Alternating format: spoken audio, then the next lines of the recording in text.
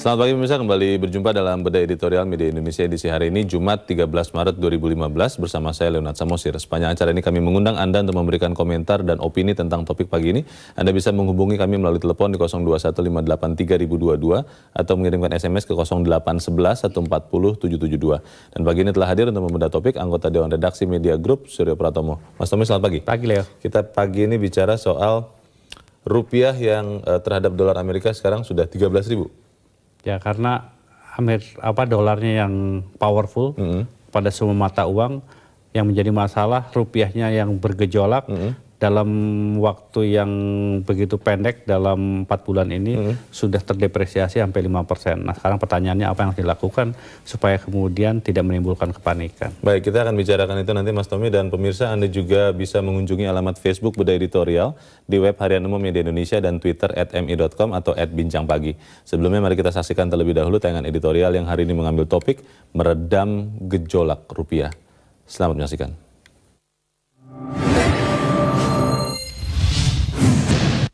Meredam gejolak rupiah.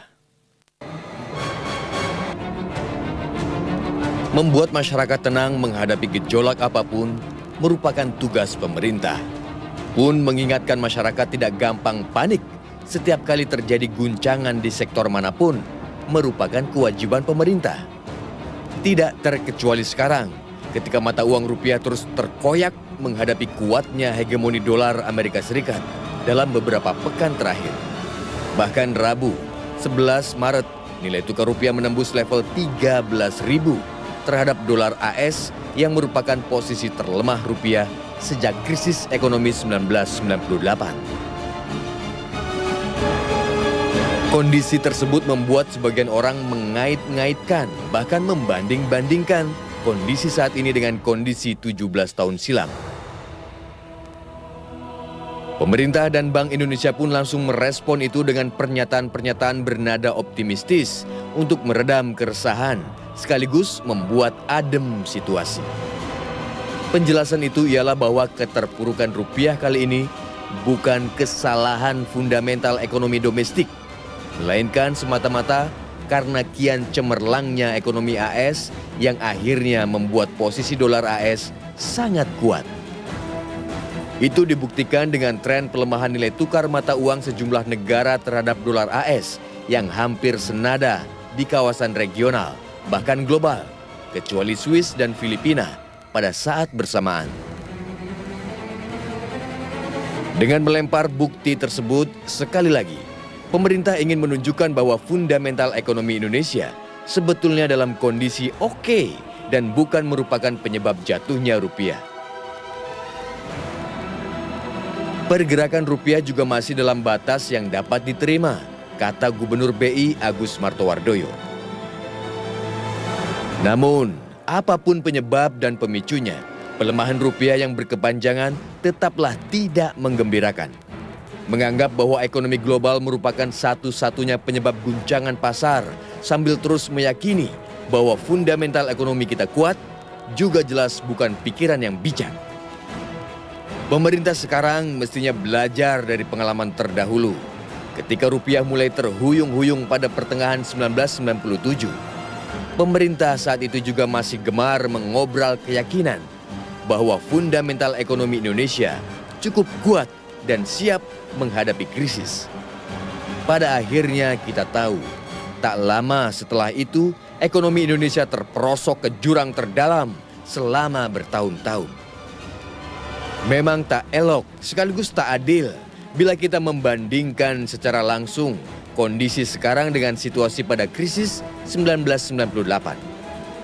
Ditilik dari sejumlah indikator perekonomian, kondisi kini memang jauh lebih kuat dan sehat. Namun itu merupakan pengalaman paling pahit negeri ini di sektor ekonomi yang tak bisa dimungkiri. Pengalaman itu mestinya layak dijadikan cermin dan pelajaran berharga bahwa kelengahan pemerintah dalam bersikap dan memutuskan kebijakan bisa berakibat bencana. Karena itu, mengantisipasi segala kemungkinan dengan respon cepat jauh lebih berguna ketimbang terlalu percaya diri bahwa fundamental ekonomi kita cukup kuat untuk membentengi negeri ini dari hantaman badai krisis. Jika ingin membuat masyarakat tenang, lakukanlah lebih banyak dengan tindakan, bukan sekedar dengan pernyataan manis. 8 paket kebijakan yang telah dikeluarkan pemerintahan Presiden Joko Widodo sebagai antisipasi dari gejolak ekonomi, terutama melalui minimalisasi defisit transaksi berjalan, mesti segera dieksekusi agar paling tidak dalam jangka pendek pelemahan rupiah dapat diredam. Kebijakan boleh saja bagus di atas kertas, tapi tak akan berarti apa-apa kalau implementasinya terbengkalai. Pasar tak hanya butuh ketenangan, tapi juga butuh kepastian.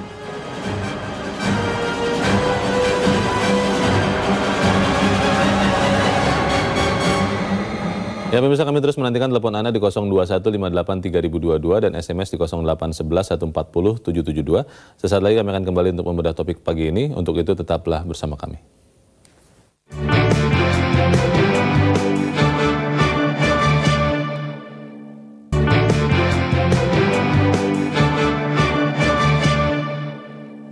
Terima kasih pemirsa, Anda masih bersama kami dan kita segera membedah topik pagi ini bersama anggota Dewan Redaksi Media Group Suryo Pratomo. Mas Tommy, kemarin pemerintah sudah mengeluarkan 8 paket kebijakan untuk berusaha meredam gejolak rupiah.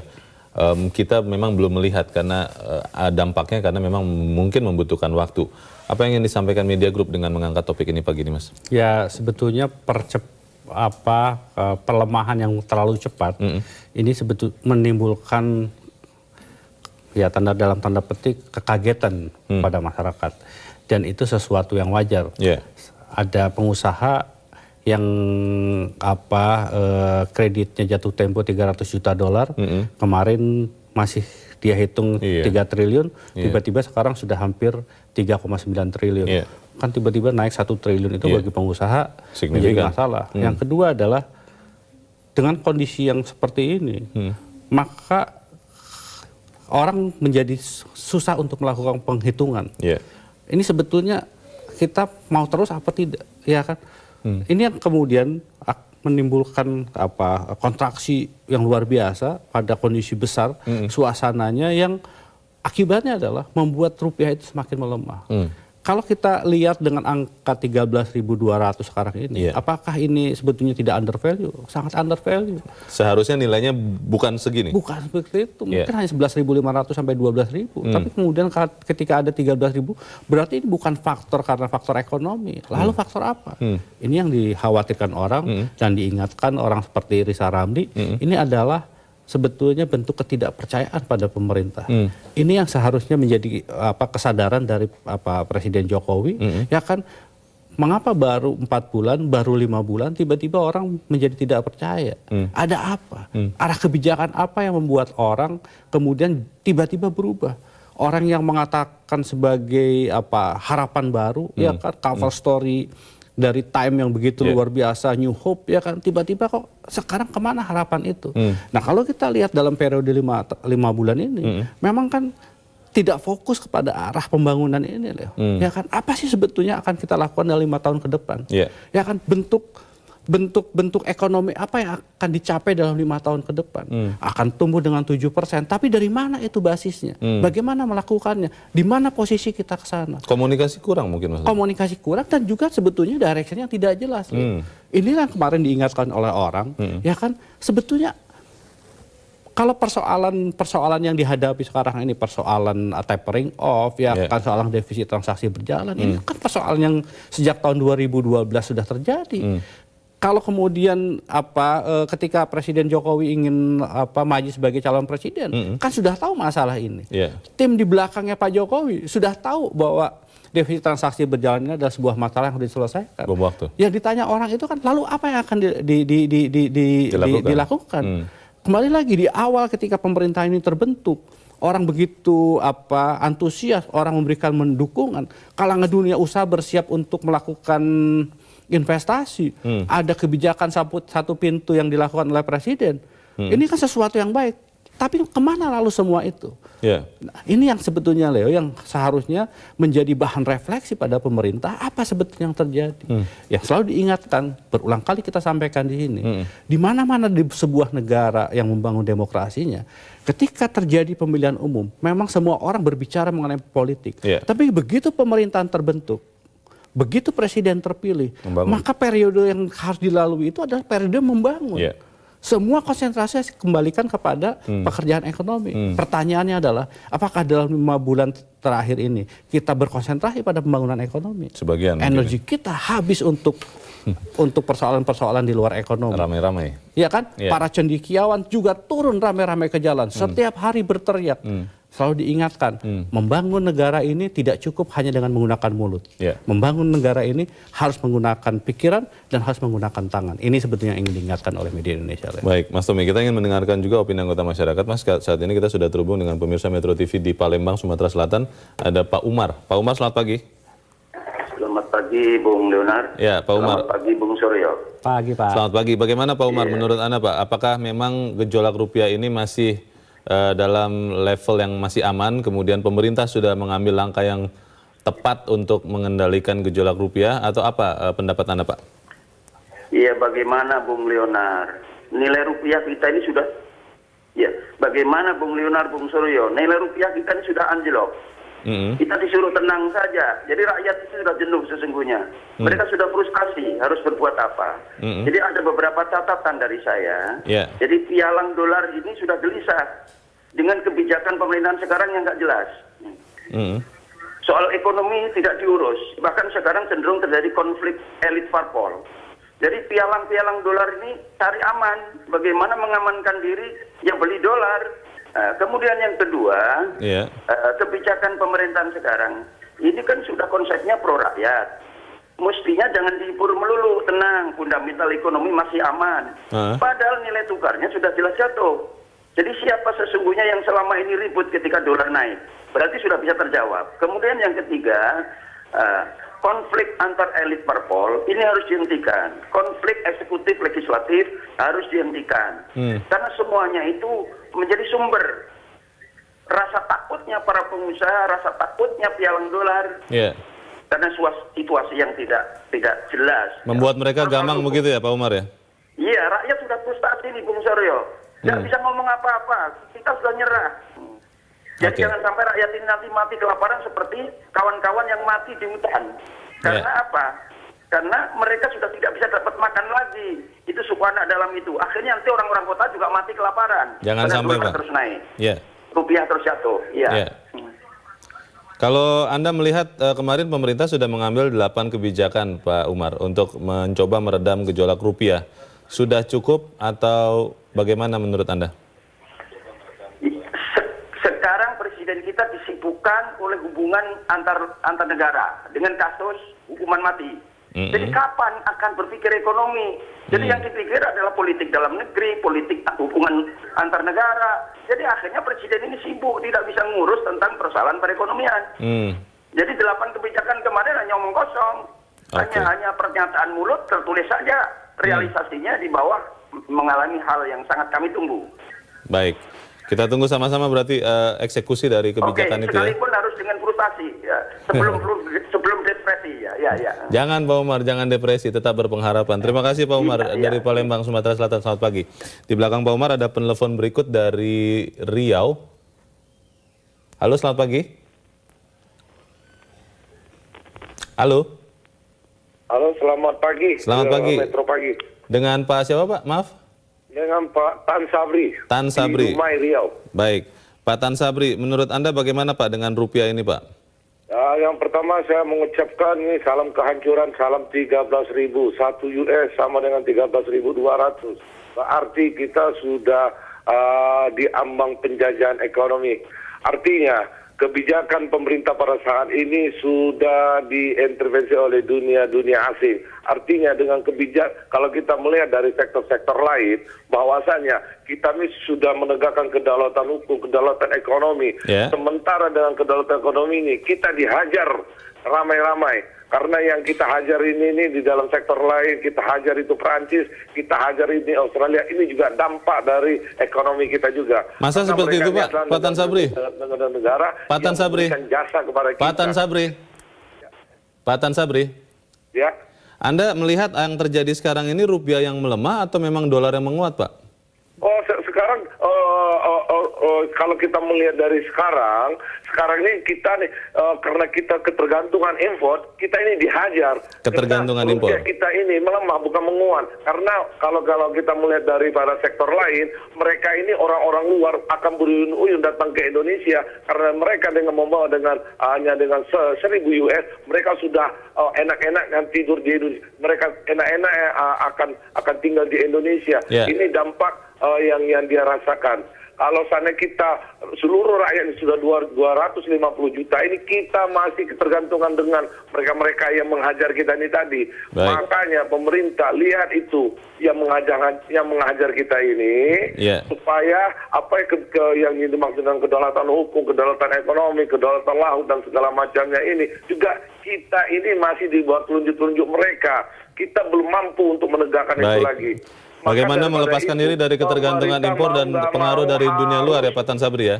Iya harus dan harus karena kita prihatin loh Pak. Ya. Kita prihatin apapun yang kita makan, yang kita butuhkan di Indonesia ini masih di bawah telunjuk mereka. Berarti kita masih dijajah. Saya sangat prihatin lagi. Baik, terima kasih Pak Tan Sabri di Dumai Riau Pak untuk opini Anda pagi ini. Selamat pagi Pak Tan Sabri.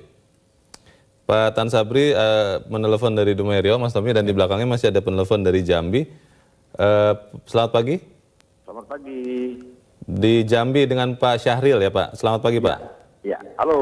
Iya, silakan Pak Syahril. Menurut Anda bagaimana Pak? Selamat pagi Pak. Ini pesan saya untuk rekan saya Gubernur Bank Indonesia yang juga merupakan mantan daripada Bank Mandiri dan Bank Bidaya. Saya juga sebagai pejabat tingginya di sana. Yang pertama, naikkanlah cash ratio atau giro simpanan wajib falas 2 kali lipat dinaikkan. Yang kedua, harus mencegah BI harus mengeluarkan peraturan untuk melarang badan usaha milik negara, apakah itu lembaga keuangan negara maupun bukan, seperti asuransi, seperti perbankan dan sebagainya, untuk bermain falas, untuk membeli falas, untuk apapun juga alasannya. Jangan spekulasi falas ya Pak. Iya, yang ketiga selanjutnya, yang paling saya tekankan sini adalah kenakan pajak penjualan dan pembelian atas jual beli valuta asing. Atas dosis jual beli falas ini. Yang ketiga, itu bisa meredam. Bisa meredam. Selanjutnya, konflik Gubernur DKI dengan DPRD harus diakhiri karena mereka masing-masing ini punya kekuatan di sektor ekonomi, punya pengikut, punya pengaruh. Yang selanjutnya, para anggota DPR yang kaya raya itu hendaknya dilarang bermain dolar. Mereka ini orang kaya. Kalau andaikan anggota DPR RI ataupun DPRD itu bermain dolar, hancurlah republik ini. Pak Syahril, memang sudah ada sinyalemen Pak, apakah memang sekarang ini sudah makin banyak orang-orang yang memang tidak punya kepentingan untuk bertransaksi menggunakan dolar, sudah mulai berspekulasi juga. Anda mendapat informasi seperti itu atau tidak Pak? Indikatornya, seperti halnya tahun 97-an dulu. Indikator karena sakit hati atau ketidakpuasan daripada pesaing daripada Jokowi itu masih belum ikhlas melepaskan hasrat syahwatnya. Ini mereka bisa membalas melalui jual beli valuta asing ini. Mereka itu orang-orang kaya, orang-orang punya uang semua.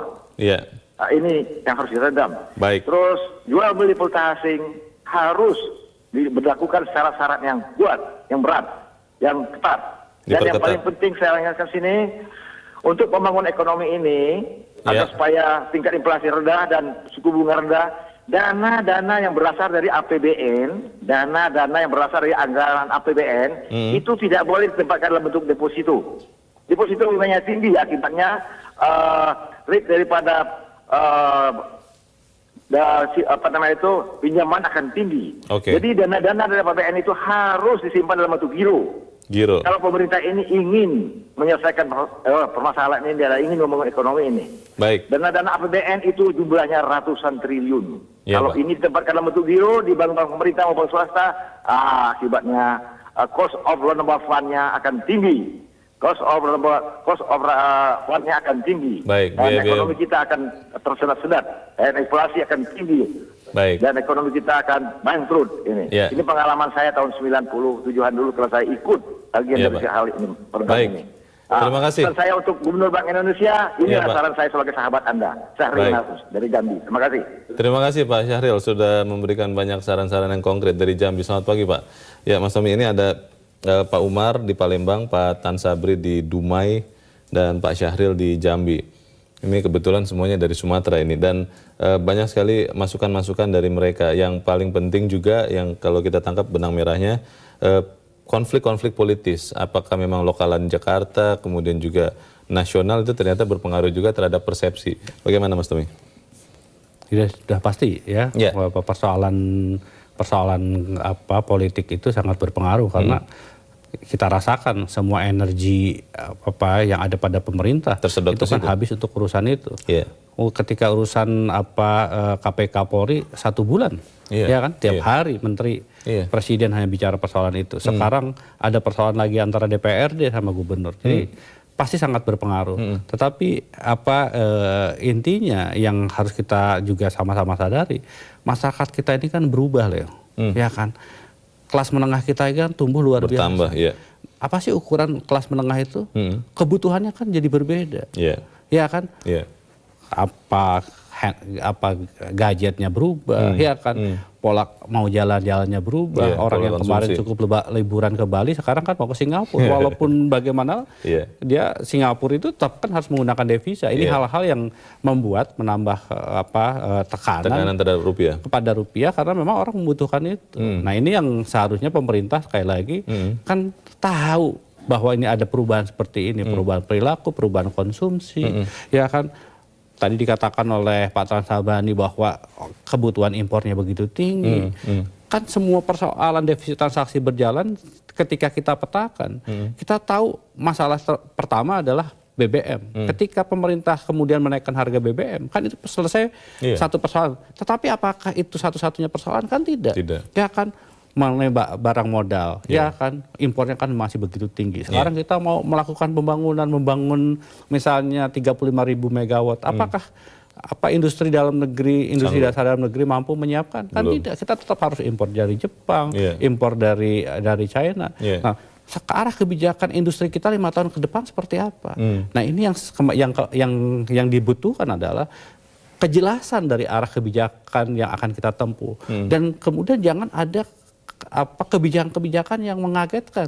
Misalnya tiba-tiba Ditjen Pajak mengatakan akan mengenakan pajak deposito. Ya uangnya kelari semua. Di saat pemerintah meminta supaya ada repatriasi uang Indonesia di luar negeri masuk ke Indonesia, tiba-tiba di dalam mengatakan bahwa dia akan melakukan pajak terhadap deposito. Orang mengatakan kalau seperti ini lebih baik ambasador di luar saja. Ini hal-hal yang menurut saya tidak sinkronan kebijakan yang membebani pemerintah kita sendiri. Baik, Mas Tommy, selepas jeda ini kita akan mungkin membicarakan mengenai apa yang harus dilakukan oleh pemerintah lebih terkoordinir lagi, tapi kita harus jeda dahulu. Mas Tommy dan pemirsa tetap bersama kami.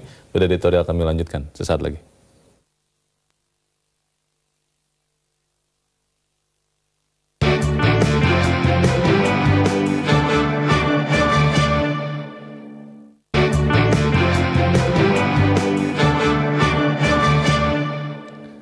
Terima kasih pemirsa, Anda masih bersama kami. Mas Tommy, kita akan mendengarkan lagi satu pemirsa Metro TV. Kali ini di Bandung, Jawa Barat ada Ibu Diah. Ibu Diah, selamat pagi Bu. Selamat pagi Bung Leo. Ya Bu Diah, sebagai anggota masyarakat warga negara Indonesia, Anda melihat seperti apa pergerakan nilai tukar rupiah ini? Kami mendapat informasi bahwa Ibu bergerak di dunia pariwisata, tentunya sangat terpengaruh dengan gonjang-ganjing dolar rupiah. Pendapat Ibu seperti apa Bu? Ya, baik. Dengan adanya gonjang-ganjing, memperkuatnya dolar Amerika dan melemahnya rupiah, itu memang memiliki dampak bagi pariwisata. Kita bisa lihat dari dua sisi, negatif dan positif. Dampak negatifnya memang banyak industri pariwisata yang masih menekankan pada sisi import ya. Hotel berbintang 5 misalnya, dia memang harus memiliki standar internasional sehingga dia harus import produk dari negara lain. Demikian juga penerbangan. IATA tempo hari juga pernah menyatakan bahwa bagaimana kalau transaksi dengan dolar saja. Nah, ini juga akan memperberat situasi perkembangan kepariwisataan yang ada di Indonesia. Namun demikian, kalau kita lihat ini bisa jadi peluang, Pak. Kita bisa melihat bahwa ini peluang bahwa competitiveness Indonesia di bidang price itu akan semakin tinggi. Artinya banyak mendatangkan wisatawan asing di Indonesia. Hal ini telah dilihat oleh beberapa negara di Eropa dengan melemahnya euro terhadap dolar Amerika, itu juga menyebabkan negara-negara Eropa mulai menggencarkan kegiatan pariwisatanya untuk menarik pangsa pasar Amerika. Jadi kita bisa melihat dari dua sisi, dari sisi ancaman maupun sisi peluang. Tapi alangkah baiknya apabila kita melihat dari sisi peluangnya juga gitu, Pak. Ya, itu yang Bu Diah sampaikan baru saja. Teorinya begitu. Kalau Ibu melihat di lapangan, fakta di lapangan, apakah kemudian pemerintah dan segenap stakeholders di industri pariwisata benar-benar sudah memanfaatkan dolar yang sekarang Rp13.000 ini? Bagaimana, Bu? Iya. Memang ada sedikit kecenderungan penurunan untuk outbound turis atau wisatawan yang akan berangkat ke luar negeri karena bertambahnya biaya yang harus dikeluarkan ketika dia akan ke luar negeri. Namun demikian dalam realitanya Indonesia sendiri, Kementerian Pariwisata mencanangkan bahwa tahun ini kita akan coba untuk mengenerate 12 juta wisatawan masuk ke Indonesia. Nah, ini suatu hal yang harus dikerjakan secara bersama, sinergi, karena kalau kita ingin mendatangkan wisatawan yang besar, wisatawan mancanegara yang besar, sinergi semacam sinergi infrastruktur, aksesibilitas, ke politik, suhu politik di Indonesia dan lain sebagainya harus ditingkatkan sehingga kita bisa mencapai target tersebut. Saya rasa dengan adanya competitiveness yang tinggi di bidang price, kita bisa mencapai ini, Pak. Baik, semoga memang segenap stakeholders, mungkin khususnya pemerintah sebagai komandan di dunia pariwisata juga bisa memanfaatkan pelemahan rupiah yang saat ini terjadi. Bu Diah, terima kasih Bu sudah memberikan perspektif lain bagi kami dari Bandung pagi ini. Selamat pagi. Baik. Ya, Bu Diah, Mas Tommy menyatakan bahwa sebetulnya dalam kondisi sekarang ini pun ketika $1 itu 13.000, kita bisa memanfaatkan. Di dunia pariwisata harusnya malah kita lebih kompetitif karena jadi lebih murah katanya begitu. Bagaimana Mas Tommy? Ya, saya kira memang kita tidak bisa mengeluh dan sekedar mengeluh bahwa ada persoalan ini. Kita harus terima faktanya bahwa rupiah melemah. Lalu apa yang harus dilakukan? Pada tingkat masyarakat pasti akan berupaya untuk keluar dari semua masalah ini. Masyarakat pasti akan mendukung apa yang akan dilakukan. Yang dibutuhkan oleh masyarakat, pemerintah maunya apa? Nah, ini yang sebetulnya ditunggu oleh masyarakat ini. Kalau kemudian dikatakan bahwa pelemahan rupiah itu sebetulnya menguntungkan bagi ekspor kita, betul. Kalau ekspor kita basisnya manufaktur. Masalahnya adalah 67% ekspor kita itu komoditas primer. Dan ketika kemudian harga minyak sedang turun sampai di bawah $50 per barrel, yang terjadi adalah harga komoditas ikut tertekan. Karena minyak panglima dari komoditas semacam itu. Leo. Jadi sekarang teman-teman saya misalnya di kelapa sawit, berapa harga kelapa sawit? Tinggal 600, Leo. 600 dolar per ton. Ya kan? Jadi kalau dikatakan sekarang 13.000, ya secara volumenya dia bertambah. Tetapi kemudian biaya yang harus dilakukan juga tetap mahal.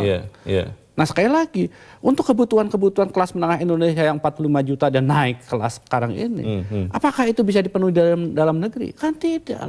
Jadi secara neto, ya kan, manfaat yang kita petik dari pelemahan rupiah untuk ekspor dibandingkan dengan besarnya impor, ini kan yang menjadi masalah. Dan kita lihat kan nanti di neraca perdagangan, pasti akan semakin terlihat, Leo, bahwa masalahnya nanti ada pada persoalan yang paling fundamental. Lalu pertanyaannya, apa sih sebetulnya arah kebijakan ke depan yang akan dilakukan? Memang tidak bisa sekali jadi, Leo. Tetapi kan arah itu harus jelas. Nah, arah ini yang ditunggu oleh masyarakat. Yang penting harus juga dilakukan sekarang adalah bagaimana perusahaan-perusahaan yang ada di dalam ini dimungkinkan untuk terus bisa berjalan dengan baik. Sekarang yang dikhawatirkan oleh orang itu apa, Leo? Yang dikhawatirkan oleh orang itu adalah ketika sekarang penjualan motor menurun, penjualan mobil menurun, penjualan properti juga mulai menurun. Karena orang menahan diri ya? Ya kan? Apa yang terjadi? Yang dikhawatirkan adalah banyak perusahaan tidak bisa membayar gaji. Teman saya karyawannya ada 30.000 Leo. Ya kan, gaji rata-ratanya 3,2 juta. Berapa dia butuhkan satu bulan, Leo? 100 miliar. Perusahaan yang jumlahnya 70.000, ya kan? Berapa yang mereka butuhkan? Lebih dari 200 miliar. Hal-hal seperti itu yang harusnya menjadi kesadaran pemerintah. Jangan kagetkan sektor real, kalangan dunia usaha, biarkan dulu mereka bergerak, berikan arahan apa yang akan dilakukan, baru kemudian keuntungan yang didapat dari kegiatan usaha itu diambil untuk pajak. Baik, kita nanti akan membicarakan lebih jauh, Mas Tommy, bagaimana sebaiknya langkah konkret yang segera diambil dalam jangka pendek, tapi selepas jeda berikut, pemirsa tetap bersama kami, Bedah Editorial kami lanjutkan sesaat lagi.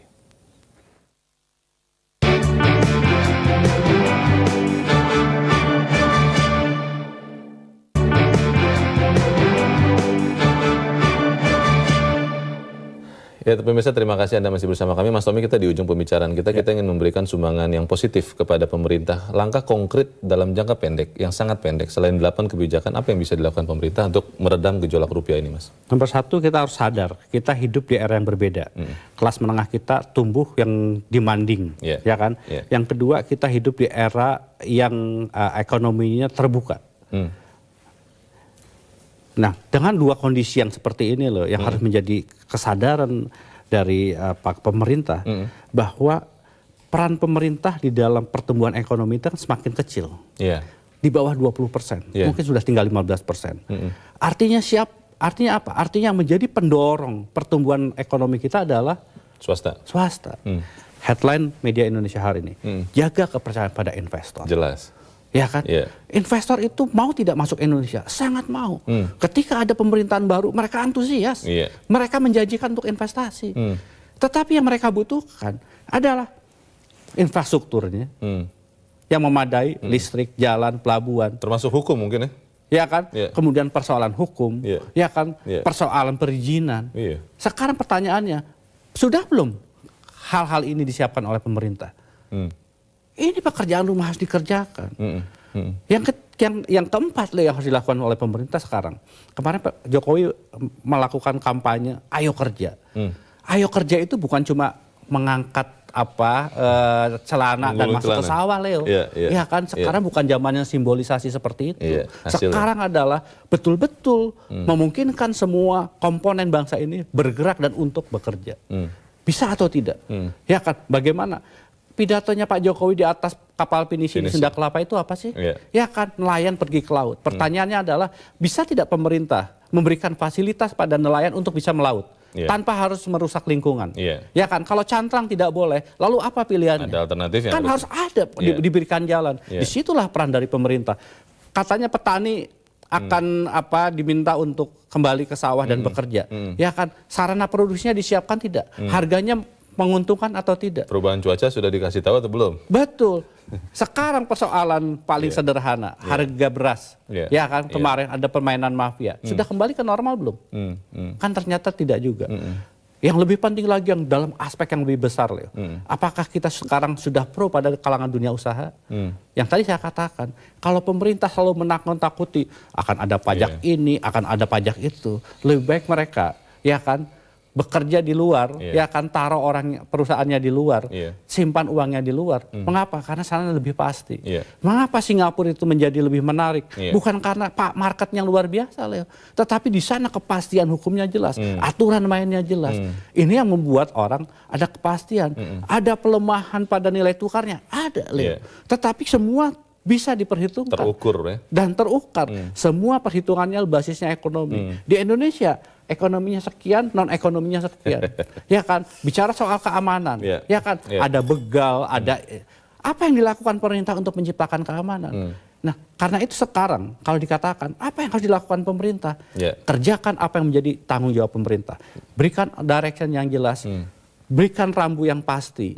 Ya kan, biarkan dunia usaha itu bergerak, biarkan masyarakat itu punya pekerjaan, maka segala macam gejolak itu tidak akan banyak pengaruhnya kepada kita, karena memang kita mempunyai fondasi yang kuat. Tetapi ketika fondasinya masih seperti sekarang, maka pasti apapun yang terjadi, Iya. Orang mencari kepentingan jangka pendek, menyelamatkan diri sendiri, dan main di pasar uang ini adalah sesuatu yang menguntungkan untuk mendapatkan kapital. Itulah. Baik, semoga pemerintah benar-benar juga bisa menjaga kepercayaan investor supaya rupiah kita juga semakin perkasa ya Mas Tommy. Terima kasih sudah di sini Mas Tommy, selamat pagi. Dan pemirsa, itulah akhir dari Bedah Editorial Indonesia. Selepas jeda berikut saya akan kembali bergabung bersama Vina untuk melanjutkan Bincang Pagi. Tetap bersama kami.